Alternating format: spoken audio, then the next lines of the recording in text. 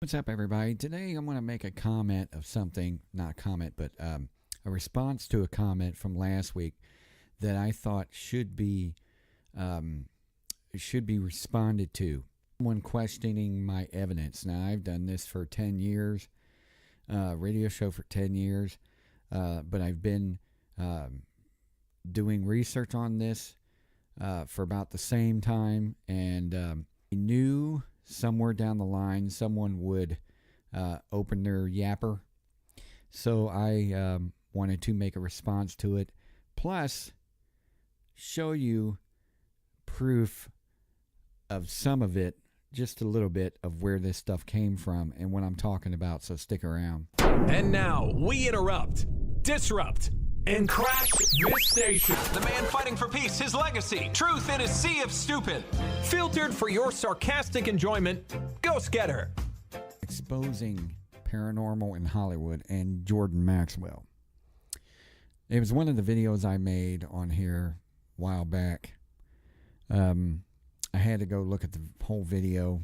It's hard to believe that I would do anything without bringing up some kind of evidence, because in the 10 years I've been doing radio shows and all that, I always play the audio, give you what they wrote, play part of the video, audio from the video or whatever, basic evidence to make sure that what I say came from them and them only, or their own word of mouth. I wasn't just saying it out of the top of my head. I've never have done that over the last 10 years. So this person comments that I had no evidence. Where is my evidence? That I was just talking and didn't prove anything. I commented back, and I can't seem to find it. I don't know why on there. I looked at the video on my computer, and I don't see the comment on there, which is odd. But I do find it on my phone. I don't know why. It must be me or something. But I get on there and I said, I showed you the video, played you the audio, told you exactly what pages, and I was speaking of Madame Blavatsky, Jordan Maxwell, and all the people that followed the New Age movement, New Earth religion, all the way down the pike, even though it's gone way back before then to the Fox sisters. But I have explained this, that I played and showed you exactly what the evidence is. I played the audio, did all that. What more do you want? But I've gotten no response, which is common, typical, because, this hasn't happened the first time. I've had this happen during my radio shows and things like that, or some things that I said on Facebook or wherever, and people have opened their mouth about stuff and couldn't bring a 100% debate with me or anything else, because they can't debate with me when I just showed you what the evidence is. So I looked at the video and I thought, well, there's nothing on here to possibly show that I haven't brought out any evidence. Everything I said was on there was true. Now, this whole thing started, and I give you what I'm saying here in a minute, is just a piece of what I'm saying, and I'll talk about Hillary Clinton here in a minute. This all started with that a long time ago when I did a video, or not a video, but I was doing a radio show. I was looking up research on witchcraft and all that stuff, and this 2008, when Hillary was running, I guess, for the Democratic National Party or whatever, against Obama, she made a comment and said, look at these images, look at them closely, and then vote for me. Something to that effect. I don't have it anymore. I might somewhere. I'm not sure. But I looked at it close and realized that the flag behind her, United States flag, had upside down stars on it. And I said, well, let's see if it's doctored or if it's somebody just did that on purpose. Fake the photograph, whatever. But this, I found this image to be on her website, on Hillary Clinton's website. So if it's on her website, she's responsible for what she just did, what she said, what's really interesting about this is when I did a show on it, talked about it, and started bringing it up, I went back later on to the website and it's taken down. It was gone. Just vanished out of thin air. This is also what taught me a long time ago to save everything. Because people have a tendency of getting rid of things pretty fast. So if I see it, hear it, or whatever quickly, I'm going to try and save it just in case it disappears. And that's what I did, because I found it a little odd that it was taken down and gone off the website really fast like that. As soon as I complained about it, but other people have complained about it as well. So the more I looked into it, the more I was finding out interesting things that I've never found before, like such as she had a phoenix bird pendant she always wore, which was a part of a secret society or a cult thing that she was a part of. And then I started to find out that she was doing seances on the roof of the White House. Now, some will say, those New Age people will say, well, it wasn't a seance, it was a meditation. It was closing your eyes and talking to dead people like Eleanor Roosevelt. She's dead, so you're talking to her. Which basically, in the long run, those are the same thing. Just because you don't have a certain device in your hand, or you have a different device in your hand, or you do it a different way, doesn't mean that it isn't a seance. There are different ways of doing things. Meditation is one of them. There are different types of meditation. She's trying to play it off like it's innocent, and it's not. Well, this article I found that she was doing this on the White House roof, doing seances and everything, came out in the New York Times, I believe, in the 90s. This particular woman was a part of the New Age movement. Look it up. You can backtrack it. She has a degree in mind studies. It's funny they changed the name and try to make it look innocent and saying that's not what it is. When you change the name, it doesn't mean that ain't what it is. It's exactly what it is. That's like saying I don't eat peanut butter and jelly. I eat jelly and peanut butter. It's not the same thing. BS. So when I went back and looked at this person who made this comment, because believe me, I told you, and I said it a long time ago, I will look for cracks and faults in every single thing that a person says or does and do research on them. Didn't take me but maybe 30 seconds to look at this person's YouTube and realize they have New Age videos on there, Jordan Maxwell videos on there, all that stuff. And that explains their anger and their thumbs down. It isn't one of those people that are not biased and is strictly in the middle and wants to get answers either on the right or the left. This is a person that's already on one side, defending that side, that have been a part of that side. I don't know how long, but basically they are on that side and are probably not going to pull any other way. And no matter what you say, no matter what you do, no matter what evidence you have, they're going to refuse to believe anything you say. So I looked at that and I said, your comment's pretty much null and void no matter what you say.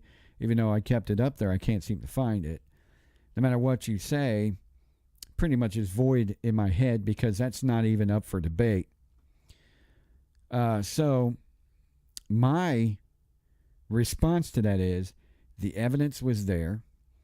I have radio shows that have evidence there. I've done the research on it, probably a lot. Oh, I'm sure it was a lot longer than you, because you probably haven't done research on anything you're told. You'll probably believe anything that's coming out of these people's mouths, no matter what it is. And whatever they tell you to do, you're probably going to do it. And if you have children, we'll probably bring them in on it as well. I have told people a long time ago, and I've said it for years now, you wouldn't feed your children certain types of food unless you looked into what it is that you're feeding them. You wouldn't have them being taught in a certain school or anywhere else, being a part of anything unless you do research on it. You wouldn't ask them to cross the street without looking both ways. So why would you just jump into something and start doing it without doing your research on it first? Most people in this New Earth, New Age movement do that without even thinking about it, without even questioning where it comes from, what it's a part of, why they do what they do, anything like that. It didn't take me too long to figure it out. But just because a certain person is named Oprah Winfrey or something like that doesn't mean that this person is innocent. Doesn't mean this person is actually doing something bad behind closed doors. Just because you see a person on TV and they act a certain way on TV doesn't mean that in reality, which a lot of people apparently don't live in, especially when it comes to this stuff, just because they are that way doesn't mean they are actually that way in reality. I tend to learn a long time ago, do not trust anyone that tells you things. Do not believe any politician. Do not believe any actor. Do not believe anyone who portrays a certain character on anything. Talk show hosts are not always what they seem. Actors are not always what they seem. Musicians are selling a product. Their product, and that is them. They are that product. They are no different. The actor, talk show host, musician are no different than Kraft macaroni and cheese sitting on a shelf at a grocery store. You are buying that product. You are buying it into that product. That product represents a certain thing. This is why Nike is doing what they do. They're representing their product, and this is what they represent to sell more stuff. They are not doing it because they want to join the movement. They are doing it to sell more stuff. Oprah Winfrey portrays herself as a certain way to gain more followers, and it does happen. She has preached New Age on her web classes, TV shows, and the like. When a person says, and this is how I've done it for years, when a person says, I believe in Eckhart Tolle, I go to Eckhart Tolle and find research on him. You find some pretty interesting stuff, by the way. Then when Eckhart Tolle says, well, I always followed or always listened to, or my favorite things are, I go and do research on them. So on, so on, so on, so on. So I have learned by doing research to backtrack who they follow since day one. Hillary Clinton has followed Margaret Sanger. I looked into Margaret Sanger. This woman is hideous with racism. I have argued with somebody on Facebook about this a long time ago. Prove them wrong. When a woman says that certain children shouldn't be born because they're degenerates, they're born this way and that way, and should be just eliminated, basically, without so many words, she says that. What does that tell you? That she's already prejudging the child before it's even before it's grown up. And then I find more information on the abortion clinics and things like that, how there are actual real phone calls calling these places and trying to eliminate certain ethnic groups in certain neighborhoods. Now, when you have that, and then you find out this woman followed Margaret Sanger followed Blavatsky and her beliefs, and then you find out Hitler was following the same type of beliefs, and you can find that out by the symbolism and the things that he was doing and the occult that they were following. It's no coincidence. Change the name up doesn't mean a thing. Oh, well, it's different because it's this name and it's that name. It doesn't change the practice. The practice is what it is, and it's what it's always going to be. Now, if you can't believe that, then you have a certain problem with yourself because you refuse to listen. Eventually, you're going to believe anything anybody says that manipulates you into believing anything they say. It's easy to manipulate you if I just get on here and start talking a storm about the things you like. You're going to like me. I can BS you about them, and you would believe it anyway because you don't do research. This is why I do research. This is why I make sure that the things I put out came from this person. Now, if Jordan Maxwell says, I follow this woman, and then turns around and said, I spoke to an entity at night, and he told me to do this and to do that, I find it a little crazy, don't you? And this happens a lot in the paranormal, by the way. So, you can't go out there and say that I have... that I don't know what I'm talking about. I didn't release any evidence. I'm just talking. If you never watched any of my videos, and I'm telling you, you probably haven't. If you never listened to any of my radio shows, and I guarantee you haven't. If you don't know anything about what I'm talking about, which you probably don't because you're one-sided, the problem with the world is stop being one-sided, because if you're one-sided, you're going to be screwed. People are going to basically overthrow you with BS. They're going to basically fool you into doing whatever they want you to do. Eventually, you're going to find out, wow, I can't believe this just happened to me. How did I just get screwed? Think about it. Now, I hate to be insulting, but you can't tickle the ears off of some people. You can't baby them. You can't. Sometimes you got to be hard to get the message through. And of course, a lot of people will manipulate with the soft, gentle kumbaya, walk on the tulips and hold hands and all that other consciousness, because it's all in your consciousness and all that stuff. But while they're telling you it's in your consciousness, they're telling you, well, the world, the planet has too many people. It's overpopulated and some people must go. Do you know how evil that sounds? You know how evil it sounds when they say, there are certain people that shouldn't be born because they're already born degenerates. There's certain people that shouldn't be born because of certain things about them. You know how evil that sounds? You know how horrible it is when you see an old video of babies on a assembly line, good ones being kept, bad ones being tossed like the Nazis did? You know how horrible that is? And yet, people tend to ignore this. And sometimes, you have to be hard on people.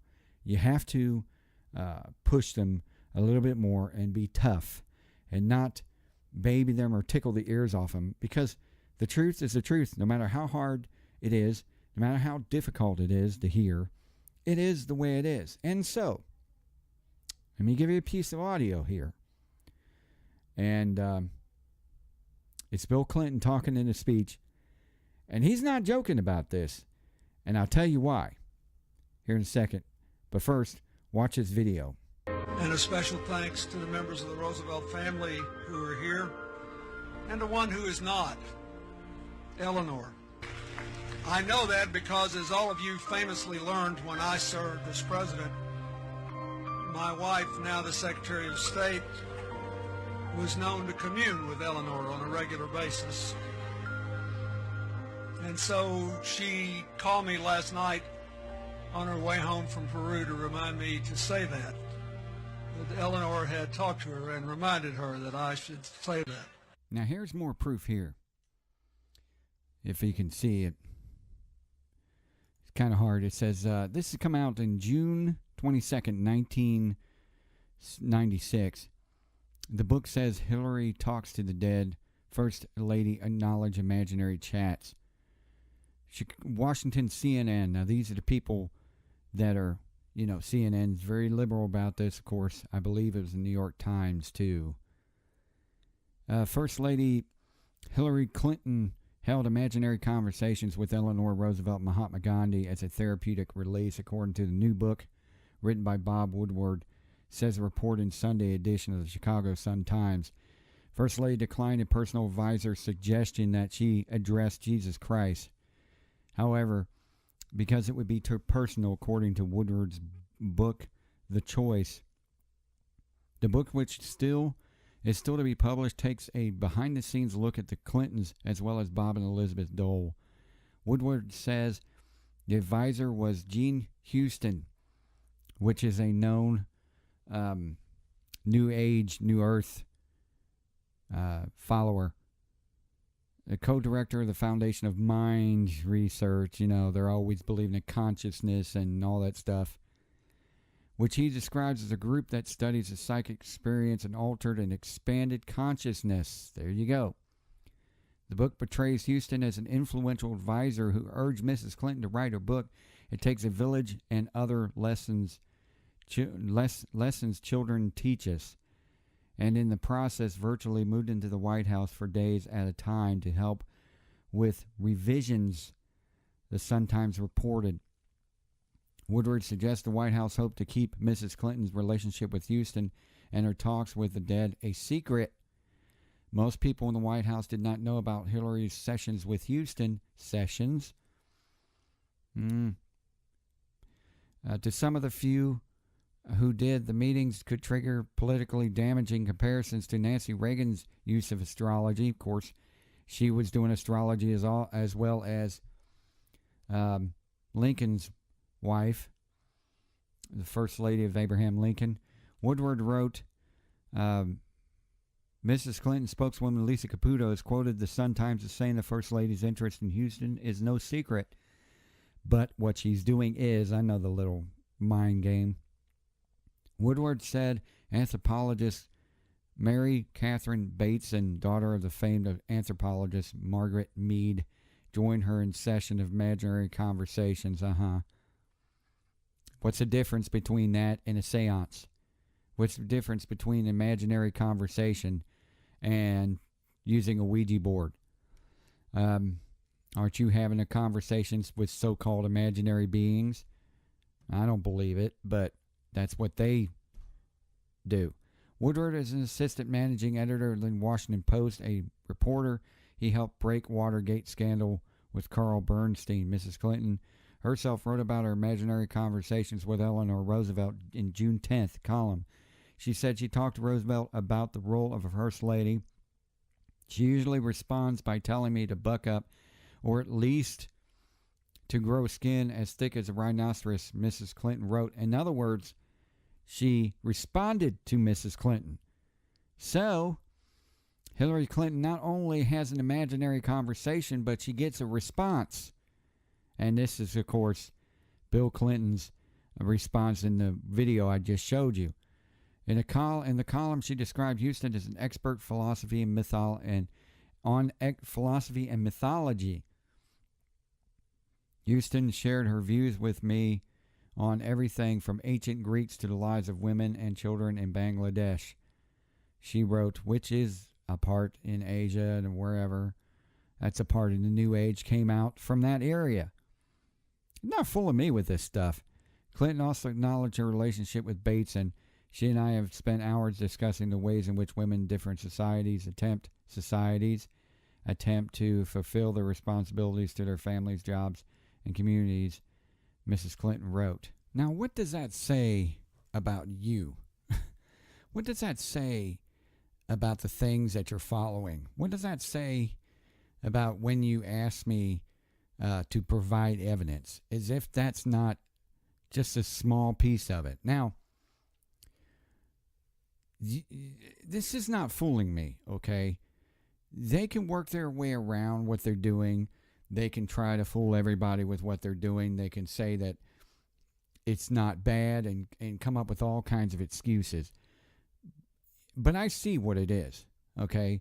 It is my right and my thing to know what it is, to see what it is, and to take in what I believe is what it is.